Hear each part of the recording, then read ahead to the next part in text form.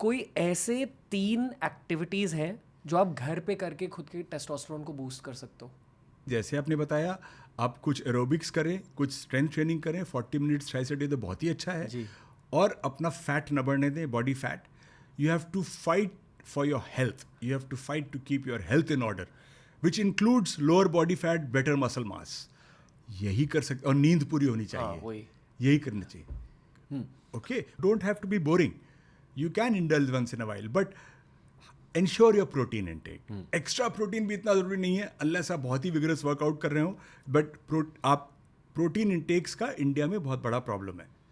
और normal diet से, ख़ास तौर से अगर वेजिटेरियन, स्ट्रिक्ट वेजिटेरियन है, तो प्रोटीन सोर्स पे डिस्कस करना चाहिए अपने न्यूट्रिशनिस्ट से या डॉक्टर से। मुझे ना हल्के से वेज और नॉन वेज की बात करनी है with respect to testosterone, but also ऐसा नहीं है कि अगर आपने सिर्फ नॉन वेज खाया तो टेस्टोस्टेरोन हाई होंगे।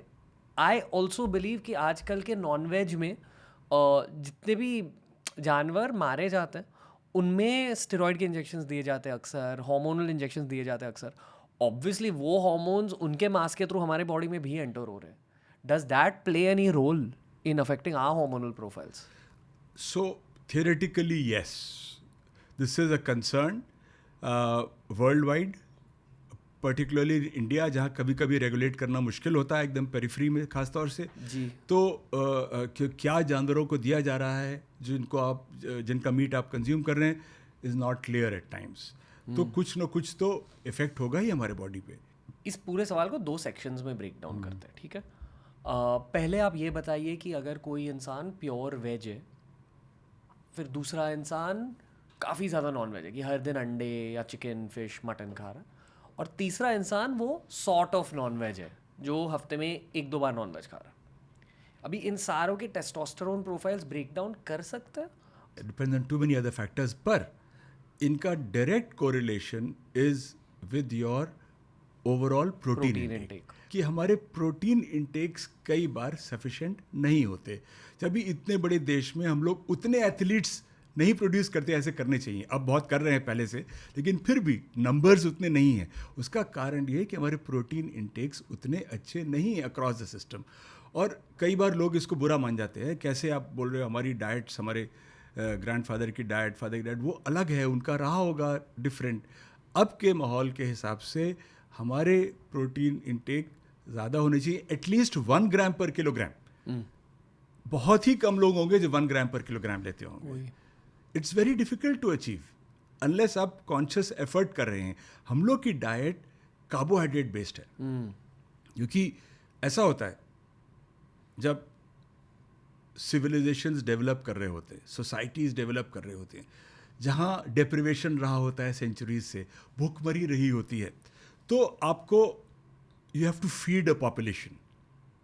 To feed a population you cannot bank on non vegetarian food. आपको ग्रेन चाहिए, सीरियल चाहिए, जिससे सबका स्टारवेशन खत्म हो, फेमीन नहीं हो। तो हम लोग के यहाँ जो इतने एफर्ट किया गया, इतने अच्छे से ग्रीन रेवोल्यूशन हुआ, सब कुछ हुआ, उससे जो ग्रेन, गेहूँ और चावल हमारा मेन ग्रेन हो गया, तो उससे हमारी स्टारवेशन तो बहुत कम हो गई, सबको कैलोरी मिलने लग गई सर्वाइवल के लिए। लेकिन उससे प्रोटीन नहीं मिलता, और हमारी डाइट्स जो हैं mainly carbohydrate based diets which were intended for survival. और अब आप बात कर रहे हो लॉन्जिविटी की, अब आप बात कर रहे हो टेस्टोस्टेरोन की, मसल मास की। तो अगर हमारा ऐसे ही प्योर लो प्रोटीन डाइट्स पर रहेगा, तो कैसे फिर मसल डेवलपमेंट होगा, और कैसे हम लोग वर्ल्ड कॉम्पिटिटिव एथलीट्स बनेंगे? It will be a challenge. So that is the main thing. पता है डॉक, मैंने बहुत सारे डॉक्टर से भी बात करी है शो पर, बहुत सारे डाइटिशियन से भी बात करी है शो पर। मैंने ये जाना है कि दोनों नॉन वेज और वेज डाइट्स के अलग अलग चैलेंजेस होते हैं।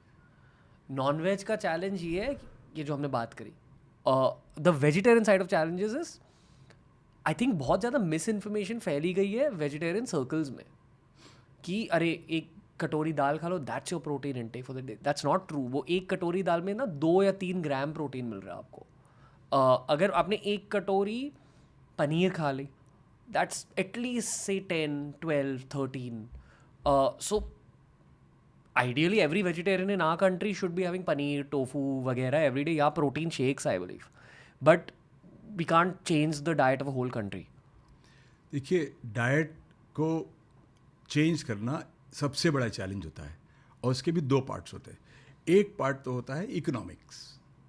अगर हेल्थी प्रोटीन रिच फूड अगर वो महंगा है अनहेल्थी फ्राइज से और कोक पेप्सी से या जो भी कोला से, तो नेचुरली पॉपुलेशन ग्रेविटेट करेगी उसकी तरफ, क्योंकि economics is very important. Second is, जो आदमी अपने परिवार में जो खाता है बचपने में, वैसे ही हमारा टेस्ट ट्यूटर हो जाता है. तो बहुत मुश्किल होता है. Behavioural change world wide for diets is incredibly hard. I mean, it is very, very difficult. Some people can do it. You know, the problem in this is that you will have one Instagram influencer, एक अपने पे experiment किया और सब champion हो गए, और अच्छा किया, हो सकता है मोटिवेटेड होते हैं. मेरे भी कई पेशेंट्स हैं ऐसे.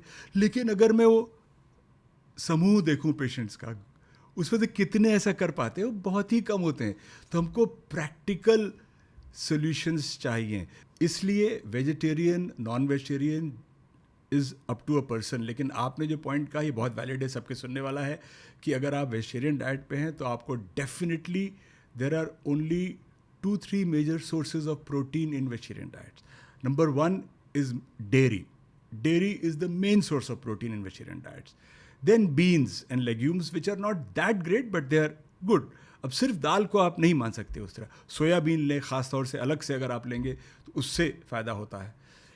नट्स भी अच्छा सोर्स होते हैं. नट्स अपने बादाम और अखरोट ख़ास तौर से, ये अच्छे सोर्स होते हैं प्रोटीन के. पर कितना खा सकते हैं आप उन्हें? एक मुट्ठी तो खाओगे बस.